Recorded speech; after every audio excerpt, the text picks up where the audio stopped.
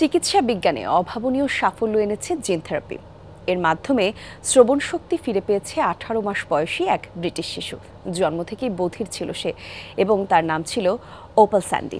যুক্তরাজ্যে এডেনব্রুক হাসপাতালে ট্রায়াল হিসেবে থেরাপিটি প্রয়োগ করা হয় শিশুটির উপরে, আর প্রথম ট্রায়ালেই মেলে সাফল্য, যাতে বিস্মিত গোটা বিশ্ব।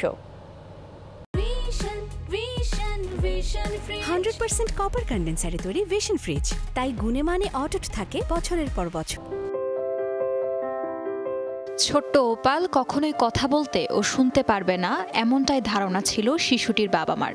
জন্ম থেকে আক্রান্ত জিনগত সমস্যায় একই জটিলতায় ভুগছে তার বোন নোরাও। বহু চিকিৎসকের শরণাপন্ন হলেও মেলেনি সমাধান। তবে ক্যামব্রিজের এডেনব্রুক হাসপাতালে মাত্র 16 মিনিটের চিকিৎসায় বদলে গেল ওপাল স্যান্ডির জীবন।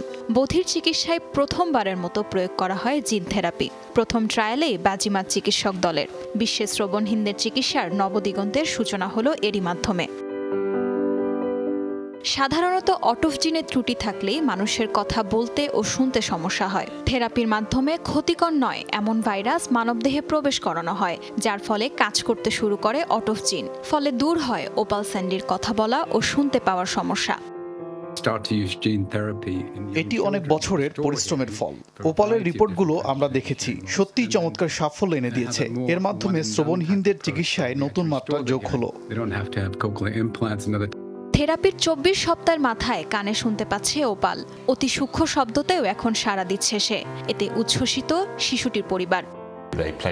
যেসব শব্দেও সাড়া দিচ্ছে সেগুলো খুবই সূক্ষ্ম। খুবই অবাক হয়েছি শব্দগুলো শুনে, কারণ এসবই আমাদের প্রতিদিনের সচরাচর শব্দ, যা আমরা অনেক সময় বুঝতেই পারি না। এখন ওপাল ছোট ছোট কথাও বলতে পারছে।